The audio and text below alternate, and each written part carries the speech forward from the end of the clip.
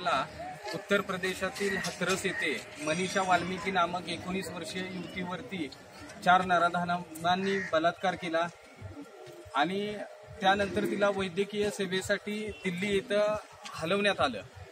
14 दिवसाच्या उपचारानंतर तिची प्राणज्योत मालवली आणि त्याच्यानंतर या घटनेतील पुरावे नष्ट करण्याच्या हेतूने उत्तर प्रदेश सरकारने प्रशासकीय यंत्रणेवरती दबाव टाकून पोलिसांच्या मार्फत त्या मृतदेहाची विल्हेवाट लावली। त्या मृतदेहाला अग्नी देण्यात आला आणि त्याच्याही नंतर ही निषेधार्थ घटना ज्यावेळेला संपूर्ण भारतामध्ये पसरली, भारतीय राज्यघटनेने दिलेला अधिकार जो विरोधी पक्ष वापरत होते आणि विरोधी पक्ष त्या पीडित कुटुंबाला भेट देण्यासाठी जात होते, तर प्रशासनाचा बळाचा वापर करून त्या ठिकाणी विरोधी पक्षांना जाण्यास तिथं मज्जाव घातला गेला।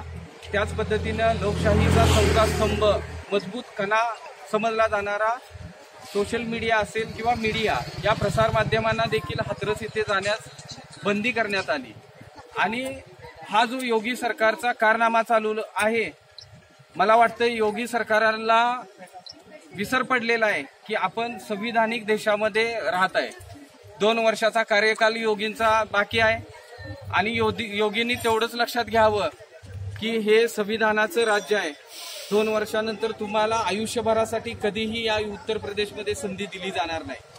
आणि या देशाच्या पंतप्रधानांनी पाठीमागे वक्तव्य केलं होतं की दलितांना मारण्या अगोदर मला मारा।